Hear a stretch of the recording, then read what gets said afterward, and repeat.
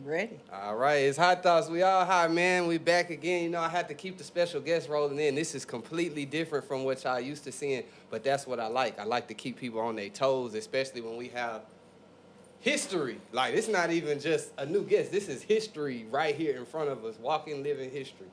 So if you don't mind, go ahead and let everybody know who we got here with us today. Absolutely. Hi, welcome everyone.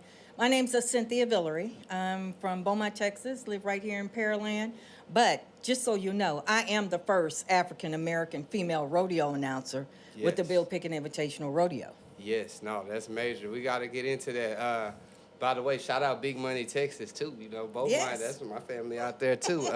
So let's talk about a little bit of the upbringing before we get into that all the way. Like, what was Sure. Beaumont like? What was your childhood like? Oh, wow. Grew up in the North End. Mm-hmm. Our family had a grocery store. So I grew up there understanding, I knew what economics was before I even got introduced, first in, first out. We had to do inventory. But I grew up in a grocery store, neighborhood, you know, aging myself, you know, when neighborhood kids played together. Right. Everybody actually came outside. Everybody came outside. And you had to be in before the lights came on. Oh, yeah, I remember them Okay. days, too. And, but everybody's mama was your mama. Mm-hmm. When it really meant it takes a village, like that was when that was really in stone. Absolutely. And, but I went to Catholic school, Yeah. grew up there, raised my kids there for a minute. Then we moved to Denver. I moved with the Bill Pickett Invitational Rodeo, stayed there a couple of years, and then came back this way to Houston. Okay. So let's talk. Early on, had you already known that it was something you wanted to do as far as like whether it be the rodeo or just being involved in that whole lane of life? Like, how did you get exposed to that and decide that's what you want to move forward with? Well, actually, I'm a third generation. Okay. Yeah. So Okay. it's yeah. Yeah. Yeah. So my grandfather and two of my uncles helped start one of the first all-black rodeo associations in Southeast Texas. Oh wow. And then one of my uncles lived in Lake Charles, and he helped build Burton Coliseum, Oh. where they did rodeos. Yeah. Yeah. So I grew up going to rodeos. Sure. I tell everybody I was probably in my mom's womb when they were going to rodeos Right. and hanging out, knowing what it was. And one of my uncles was a rodeo announcer. He was a rodeo secretary. So at that time, I didn't know what it was, but it was there. It was still instilled in me. Sure. And so it was something that I always loved, always hung out at. It was just part of life. Horses and cattle was normal for me. Right. Yeah. Okay.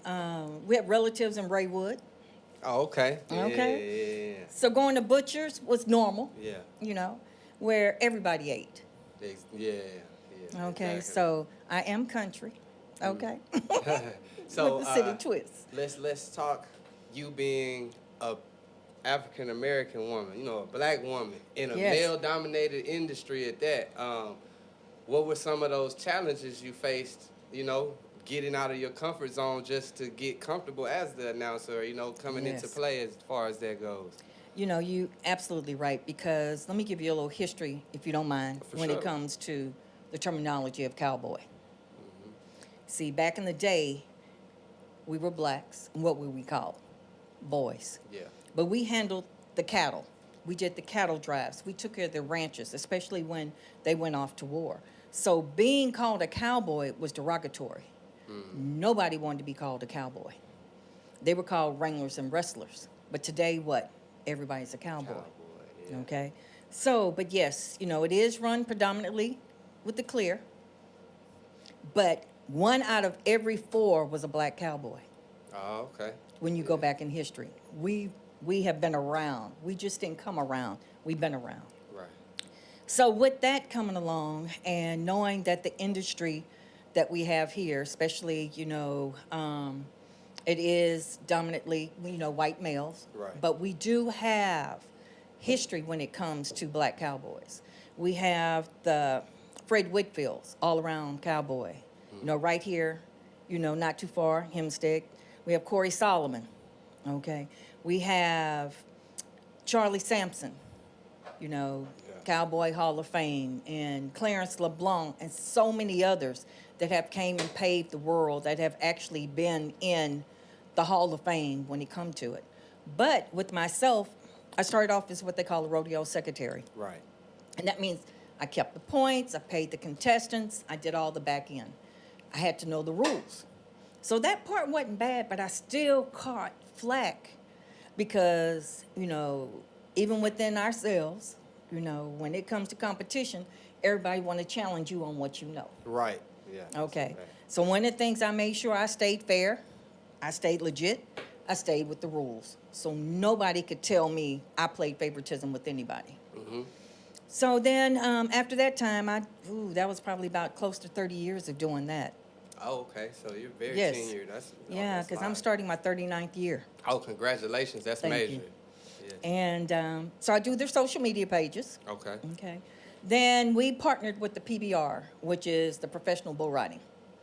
And they do things a little different, but nice. And so we started doing rodeos in Fort Worth, and they do announcements, and they talk about sponsors and all this. So Valeria, who's our CEO, and Margot Wade LeDrew, who's our national development, Margot said, I need you to help Marcus, who's the announcer, on reading some PAs. Just kind of help him out. I said, okay.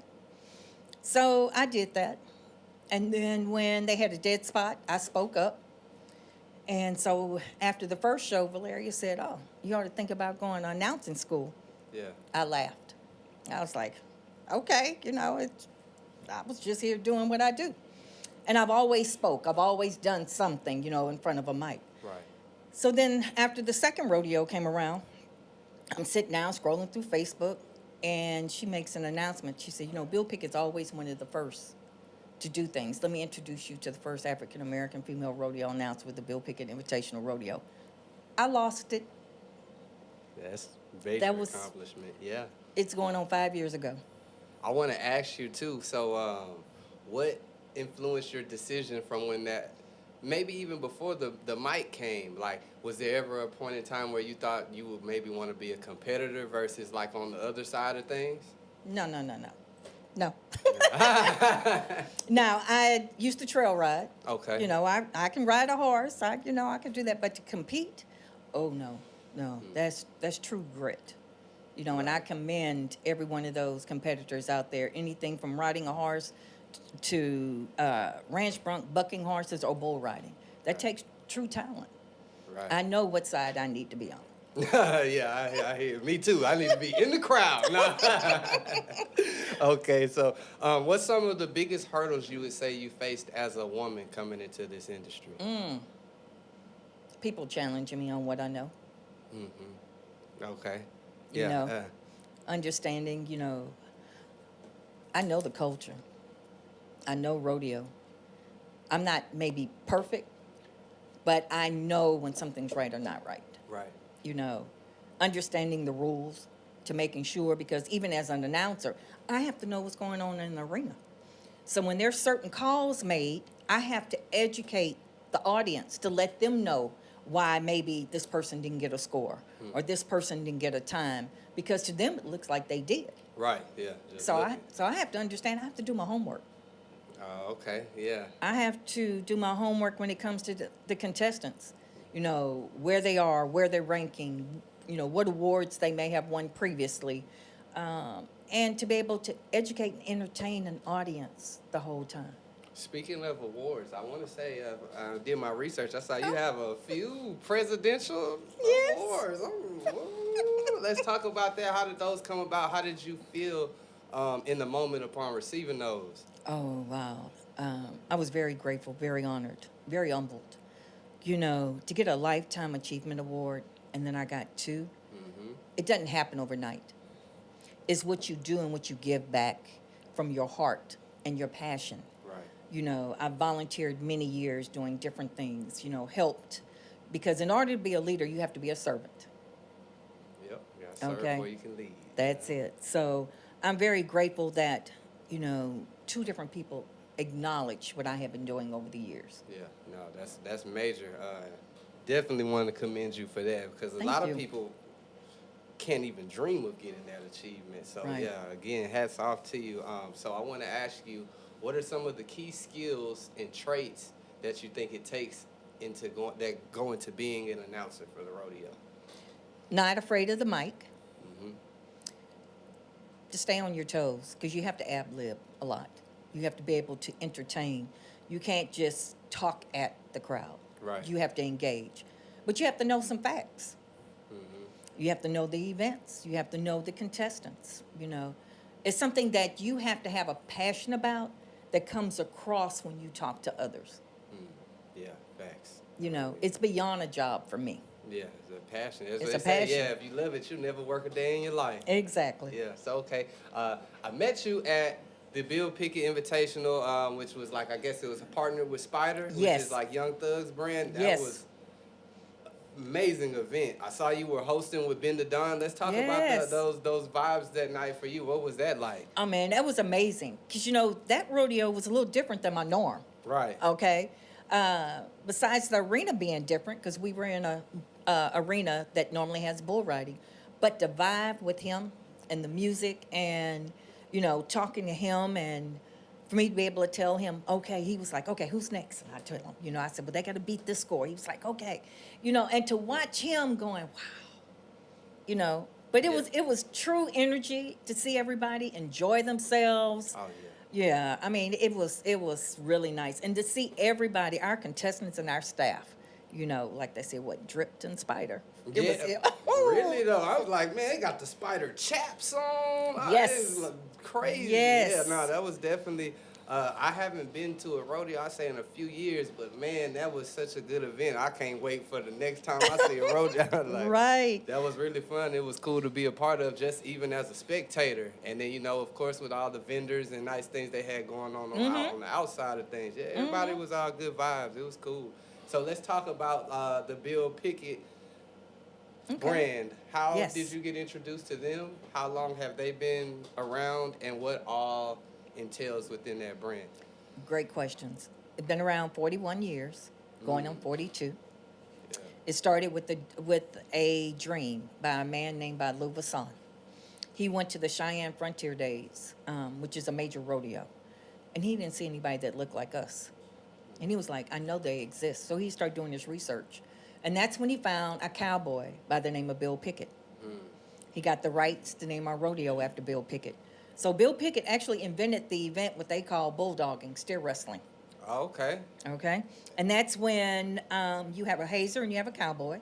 He jumps off the back of a horse. He grabs the steer by the horns and flips him.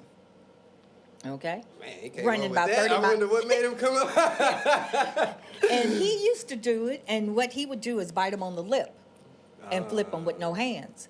Because, back in the day before veterinarians, quote unquote veterinarians, had any type of medicine to numb, you would have to bite like a steer on the lip or something to make him numb.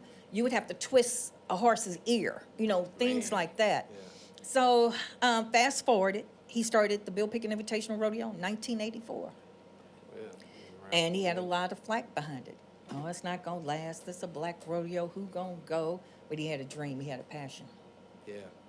And here we are 42 years later. And some of his dreams that he wanted to do was have a traveling museum.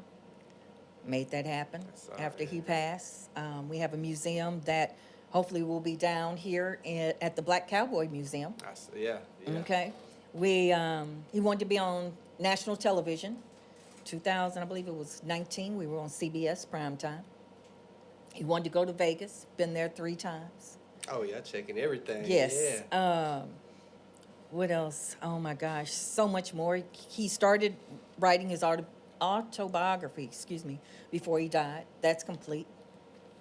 So we have a few more things on the checklist that we're going to make sure happens. But, Bill Pickett's always trying to set the pace. Right. Because before there were any other associations, because we're an association, or traveling rodeos, there was none before Bill Pickett. They might have had regular rodeos that were black that existed, but none that traveled all over the United States.